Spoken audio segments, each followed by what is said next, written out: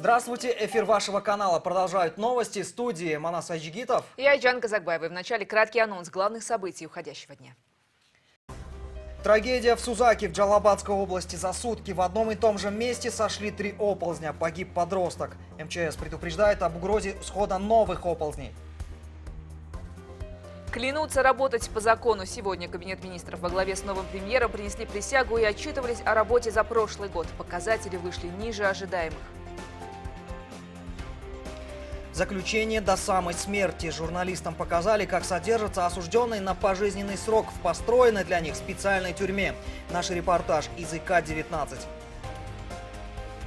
Боец, которого любила сама удача. Сегодня в цикле материалов о ветеранах Великой Отечественной история снайпера Туркинакуна Бишимбаева.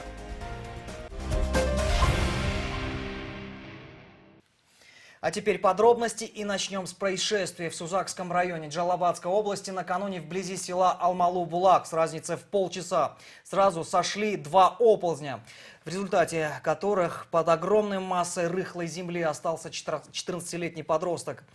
Его друга, который вместе с ним там находился, успели спасти местные жители. Спасатели там находятся со вчерашнего вечера. Поисковые работы осложнились тем, что существует на том же месте угроза схода новых оползней. Это опасение сегодня помогло избежать новых жертв, поскольку сегодня ближе к полудню сошел еще один большой оползень. Как сообщается, земляная масса накрыла легковой автомобиль. К счастью, обошлось без человеческих жертв. Гульджан Тумышбаева расскажет все подробности.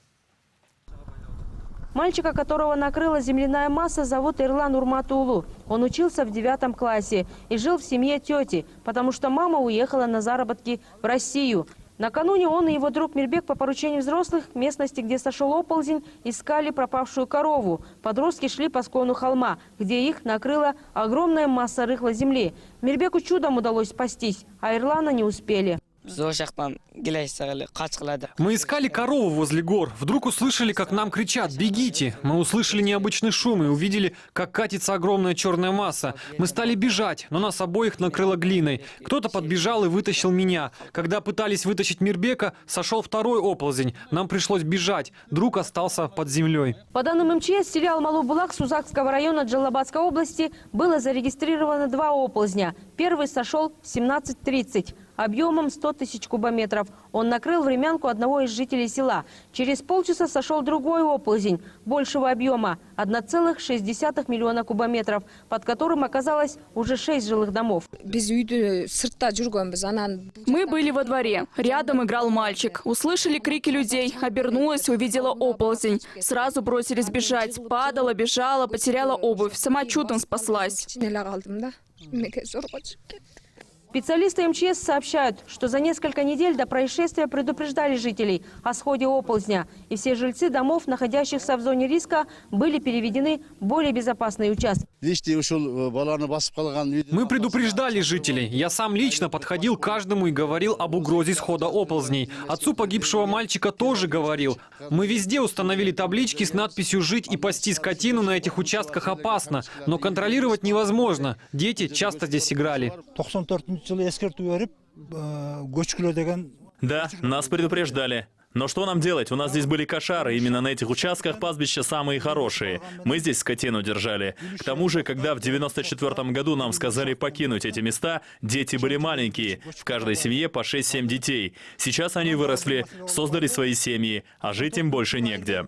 Поисковые работы продолжались до тех пор, пока не нашли тело мальчика. Его нашли сегодня примерно в половине 5-го. Они осложнены были тем, что существовали угрозы схода новых оползней. И, как предупреждали специалисты, сегодня примерно в 11 часов утра на участке Ушчат случился новый оползень, по объему намного превышающий вчерашний. Известно, что масса земли накрыла пустой легковой автомобиль. И, к счастью, обошлось без человеческих жертв. Существует опасность повторного схода массы. Это может случиться во время спасательных работ. Специалисты МЧС еще в 1994 году предупреждали, что проживание в селах Алмалу-Булак и Алчалу является чрезвычайно опасным. Некоторые семьи переселились, но с наступлением весенне-летнего сезона возвращались сюда для выпаса скота. В Джалабадской области 1300 семей живут в оползневой зоне. Только в Сузакском районе в этом году зарегистрировано 4 оползня. В прошлом году в результате их схода погибли 6 человек. Гульджан Тумышбаева, Бигджан Токтосунов, НТС, Джалабад.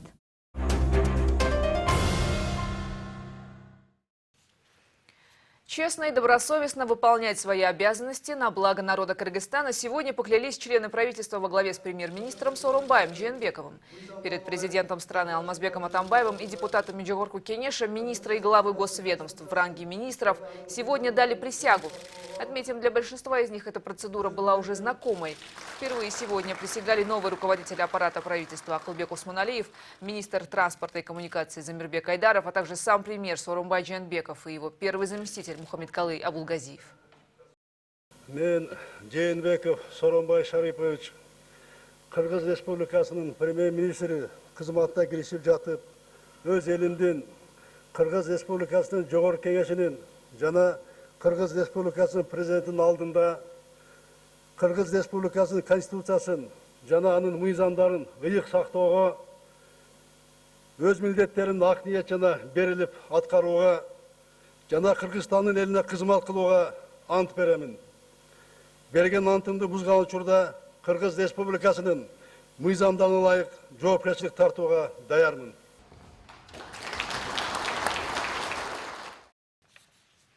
Отчитался за чужую работу. Сегодня премьер-министр Сооронбай Жээнбеков докладывал итоги работы за 2015 год, хотя на посту главы Кабмина он находится всего 2 недели.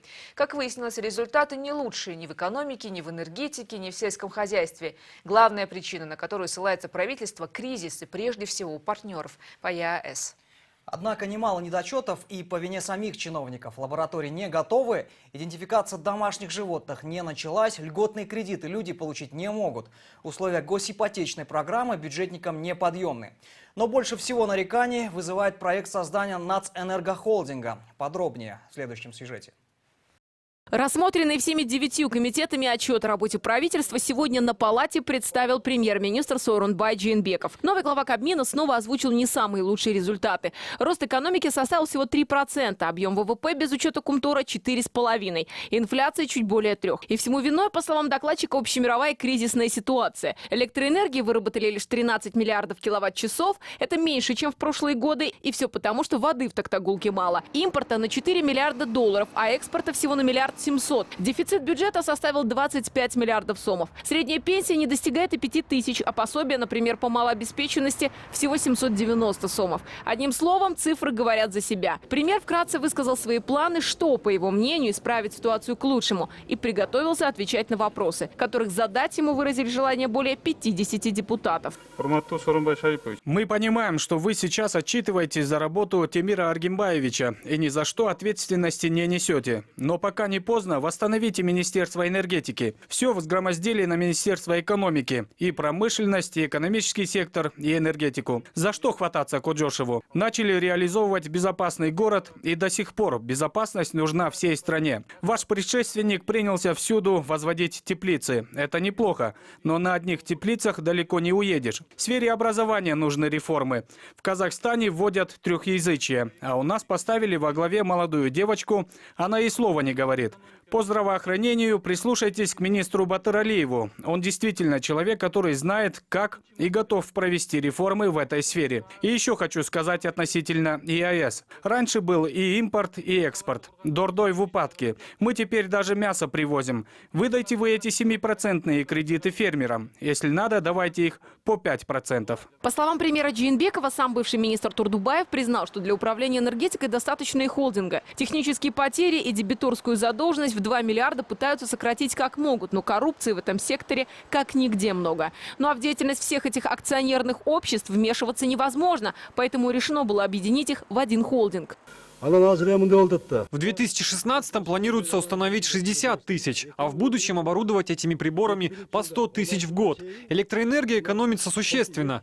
В Минэкономике предусматривается заместитель, задача которого заниматься именно вопросами энергетики.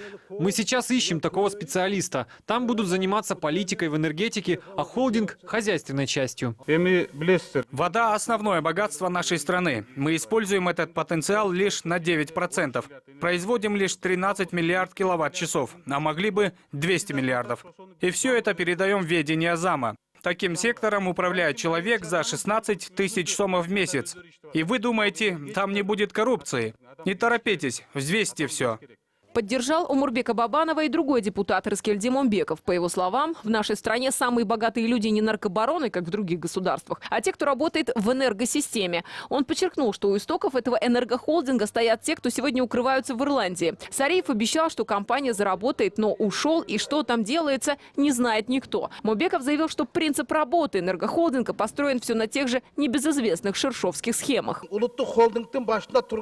Сариев обещал, что компания заработает, но ушел, и что там делается, не знает никто. Шершов ушел, а люди его и схемы остались. Балкибеков ушел, а его последователи остались. Это воровство. Энергетическая безопасность – это безопасность всего государства. Депутат также заявил, что для того, чтобы ввести этот холдинг, нужно внести изменения аж в 4 закона, после чего подытожил, что, скорее всего, этого правительства к тому времени уже не будет. Минэнерго отныне нет, а потому спросить за то, что холдинг не сделает или, напротив, натворит за этот период, попросту будет не с кого.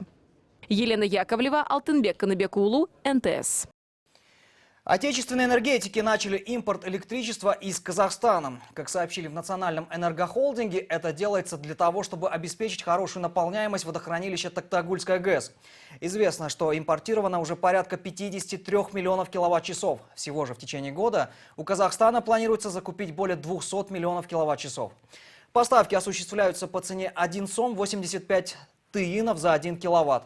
Это намного дешевле, чем мы покупали электричество у наших соседей в позапрошлом году. Скандал, который, возможно, обойдется бюджету неустойкой в несколько миллиардов. Министр транспорта Замирбек Айдаров рассказал, сколько может потребовать китайская компания Лонгхай, если правительство с ней разорвет контракт на реконструкцию дороги Балыхчик-Орумду. По его словам, неустойка может составить 2,5 миллиарда сомов, а их подрядчику придется выплачивать за счет налогоплательщиков. Более того, реконструкционные работы компания прекратила, и дорога вряд ли вообще будет готова к началу турсезона или хотя бы ко вторым всемирным играм кочевников. Напомним, для ремонта дороги правительство обещало выделить 7 миллиардов сомов. Позже выяснилось, что победу в конкурсе присудили китайской компании, которая по некоторым условиям уступала отечественным. Более того, не имела лицензии на строительство дорог в Кыргызстане.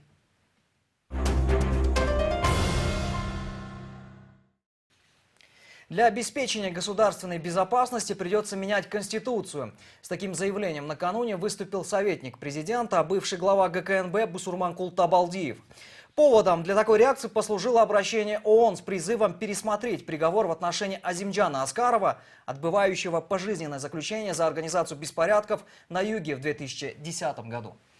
По мнению ряда экспертов, основной закон страны содержит нормы, позволяющие международным организациям вмешиваться и влиять на внутренние дела государства. А это может быть угрозой национальной безопасности. В связи с этим назрела необходимость во внесении поправок в основной закон. Тему продолжит Игорь Потанин. Заявление ООН и ряда международных организаций показало, что в Конституцию пора вносить поправки. Организация Объединенных Наций призвала Кыргызстан пересмотреть решение по Азимджану Аскарову, отбывающему пожизненный срок за организацию беспорядков на юге летом 2010-го. Как выяснилось, в нашем основном законе есть пункт, обязывающий Кыргызстан выполнять требования международных организаций. Это пункт 2 статьи 41. И дело тут даже не в Аскарове. Пересмотреть его материалы Верховный суд готов. Проблема в другом, говорят эксперты, что по такому сценарию международные организации могут диктовать Кыргызстану любые условия. Представьте, если подобное решение тот же комитет ООН примет якобы в защиту прав человека, но в поддержку каких-либо религиозных террористов, либо других разжигателей межэтнической розни. То есть какие-нибудь правозащитники, прикрываясь решением комитета ООН, станут требовать от Кыргызстана освободить экстремистов и террористов. Что нас ожидает в таком случае? Теракты? Кровь мирных жителей? Поверьте, на этом фоне требования освободить Аскарова покажутся цветочками. О том, что некоторые пункты Конституции пора пересматривать, согласна и министр юстиции. Подобный прецедент, когда иностранные организации пытались оказать давление на судебную систему суверенного государства, были и в других странах. Например, недавно похожий прецедент был в России. Гаагский суд отменил решение федеральной Фемиды и потребовал выплатить компенсации акционерам компании ЮКОС. Конституционный суд России постановил к международным решениям прислушиваться, но если они не идут вразрез со внутренним законодательством. Такие же поправки в основной закон необходимы и Кыргызстану. Как известно, основными признаками независимого государства является в том числе независимая судебная власть. И утверждать о виновности или невиновности того или иного лица на территории нашей республики могут только судебные органы.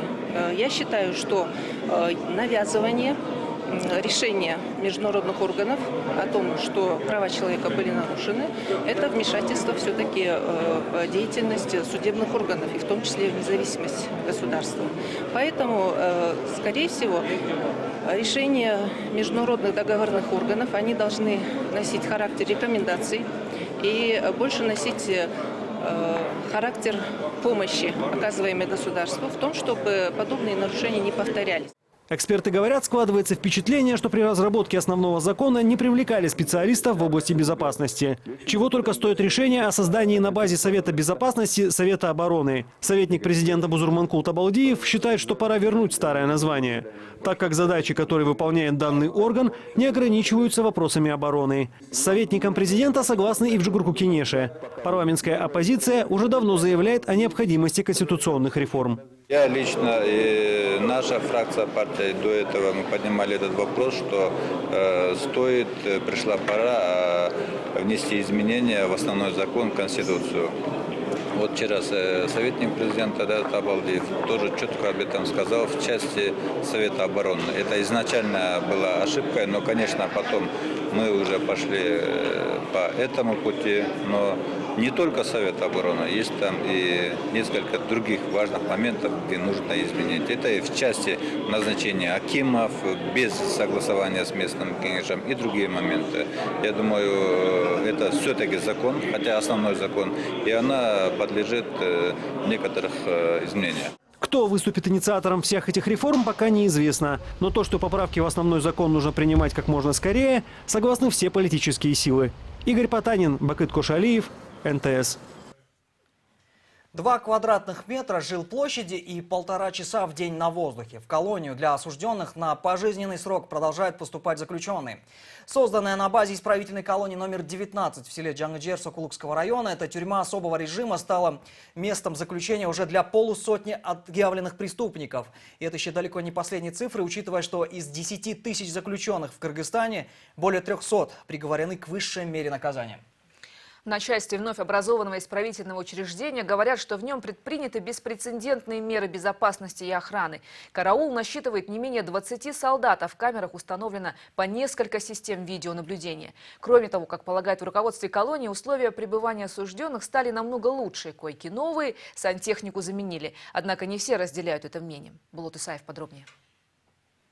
Каждые 10 дней колония особого режима номер 19 пополняется новыми пожизненными квартирантами. Из СИЗО номер 1 в конце февраля сюда были переведены первые 6 человек. Сегодня спецконтингент колонии насчитывает уже около 50 пожизненно осужденных преступников.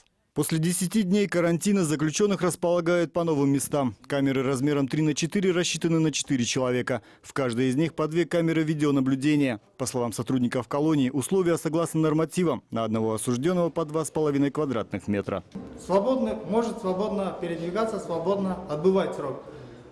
Здесь по 4 койки, но мы по 3 осужденных водворяем сейчас, чтобы свободное перемещение было. Сантехника, все, водопроводные линии, все уже предусмотрено. Раз в сутки положенная полуторачасовая прогулка. Так называемый прогулочный дворик по площади, правда, не превосходит размеры камеры. По словам начальника колонии, условия содержания заключенных здесь намного лучше, чем в СИЗО, откуда их перевели. Однако сами осужденные с этим утверждением не вполне согласны. По крайней мере, не все. Это, по-вашему, облегченные условия? В СИЗО до этого меня уже перевели на облегченный режим. Потом случился этот побег, и нас перевезли сюда, за решетку. Я уже 16 лет сижу. Чем такой облегченный вариант, уж лучше пусть расстреляют. Почти готов корпус для краткосрочных свиданий. Здесь заключенные смогут до 2 часов общаться со своими родными. После нашумевшего побега заключенных из СИЗО номер 50 осенью прошлого года была усилена охрана в закрытых учреждениях. Если раньше число сотрудников, круглосуточно находившихся на посту вместе с врачом, не превышало 5 человек, теперь только караул солдат насчитывает 20 человек. Несем караул с автоматами. В каждом магазине по 60 боевых патронов. По уставу при побеге мы имеем право применять оружие на поражение. В закрытых учреждениях Кыргызстана на сегодня содержится более 10 тысяч заключенных. Из них более 300 осуждены на пожизненный срок заключения. За убийство одного или более человек, за разбой и грабежи с тягчающими последствиями. Экстремистов, террористов, болеющих туберкулезом и преступников с психическими отклонениями из этого числа будут содержать в других учреждениях. Все остальные, пожизненно лишенные свободы, сейчас отбывающие наказания в разных тюрьмах, будут переведены сюда до конца года, обещает ведомстве. Болот Исаев, Александр Симонов, НТС. Сегодня Всемирный день охраны труда. Праздник, который больше напоминает день борьбы трудящихся за свои права. Профсоюзы, как правило, в этот день пытаются обратить внимание общественности к тому, в каких условиях люди работают и как их можно улучшить. Накануне, отметим, Горно-металлургический профсоюз пытался это показать журналистам на примере того, как обеспечиваются права рабочих на месторождении Талдыбулак-Левобережный. Был организован специальный пресс-тур.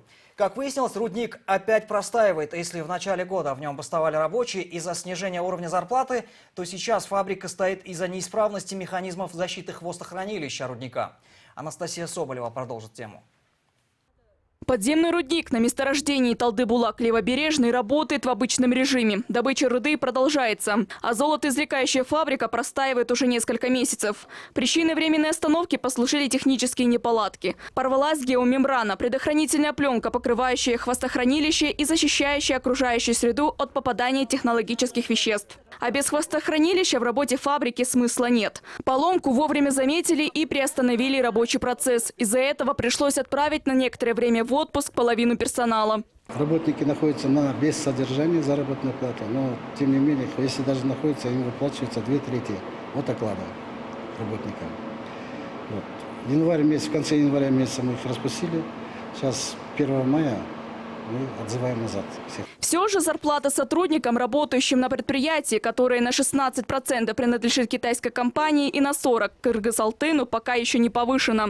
Напомню, в начале года рабочие бастовали, потому что прежнее руководство издало указ о снижении оплаты труда сотрудникам на 15%. Благодаря вмешательству Кыргыз-Алтына, естественно, Центрального комитета Горно-Металлургического профсоюза удалось убедить китайское руководство отменить этот незаконный приказ, и забастовка прекратилась. Но в любом случае работники требовали повышения зарплаты, и это требование, оно, как сказать, не оставлено. В результате сменили руководителя компании. По словам председателя профсоюза, новый гендиректор имеет опыт в горном деле в Центральноазиатском регионе и социально ориентирован. Новое начальство пообещало выполнить требования горняков. Сейчас работники ждут, когда же эти обещания выполнят. Чистый оклад у нас составляет 8 тысяч сомов. Когда у нас идет вахтовый метод, мы где-то получаем по 12, по 15. Но сейчас у нас такого метода нет, вахтового метода. Мы сейчас работаем 8 часов. У нас сейчас работа 8-часовая. И сейчас мы только получаем оклад. Работники предприятия сейчас в ожидании возобновления работы золотоизвлекающей фабрики. Ведь новое руководство пообещало, что только после этого заработную плату повысят. Предположительно, добыча золота здесь начнется в мае, если позволят погодные условия. Сейчас завершаются подготовительные работы. Оборудование протестировали, подготовили очистные сооружения и тоннель длиной более километра, соединяющий два корпуса фабрики, перерабатывающей и добывающей. Анастасия Соболева, Аскат Касымбеков, Самадолу Тахунов, НТС, Чуйская область. Новостная служба телеканала НТС продолжает цикл сюжетов о ветеранах Великой Отечественной войны. Сегодня наши журналисты расскажут историю 93-летнего уроженца Тонского района Иссык-Кульской области Туркинакуна Бейшимбаева. На фронт он попал 18-летним юношей, служил снайпером на белорусском и украинском фронтах. Помимо тягот военного времени, у юного бойца из нашей республики была еще одна небольшая проблема. Он совсем не знал русского языка. Общаться с боевыми товарищами ему приходилось знаками, но это никак не мешало ему воевать как настоящий герой. Практически всю войну он провел на передовой, а победу встретил в Чехословакии. Подробнее о ветеране расскажет Екатерина Ступкина.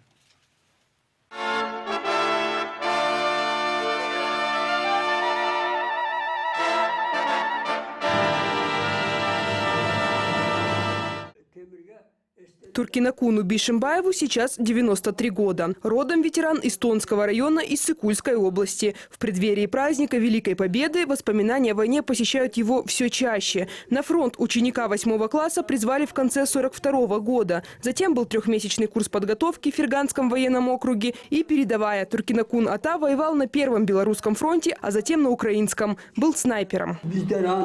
Мы дали присягу и нас отправили в бой. Я был сельским мальчишкой, по-русски совсем не говорил. Пока на фронт ехал, научили меня только слову «хлеб». Вот я и говорил, когда голодным совсем был: «Дай хлеб». Долгое время ничего сказать толком не мог. Даже слова присяги я за товарищами боевыми повторял. Были и положенные перед боем 100 граммов. Кто-то от них отказывался, но 18-летний боец, который впервые увидел кровь и смерть, иного пути хоть немного успокоиться перед сражением не видел.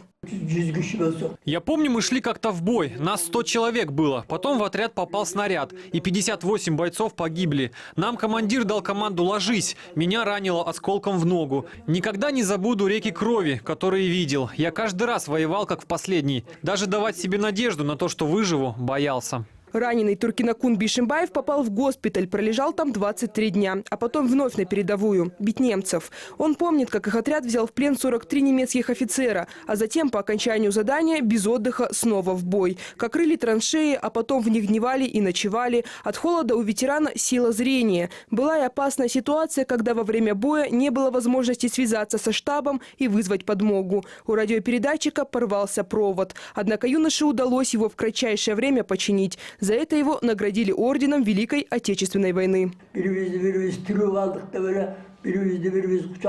Победу я встретил уже в Чехословакии. Когда мы узнали, что победили, подбрасывали вверх все, что было. Пилотки, сахар, кто-то даже шоколад. Все обнимались и кричали «Ура!». Однако домой Туркинакун Ата попал только в 46-м. Год он работал в Чехословакии помощником заведующего складом. По возвращении на родину трудился в администрации сельской управы и работал в райисполкоме на руководящей должности. После вышел на пенсию. В столицу ветеран переехал лишь 4 года назад, после смерти супруги. У Аксакала большая и любящая семья. Все время, что он вернулся с фронта, он не перестает благодарить судьбу за то, что остался жив. Потому, несмотря на проблемы со здоровьем, все-таки возраст уже почтенный, ценит каждый прожитый миг. Екатерина Ступкина, Владимир Кулбалдиев, НТС.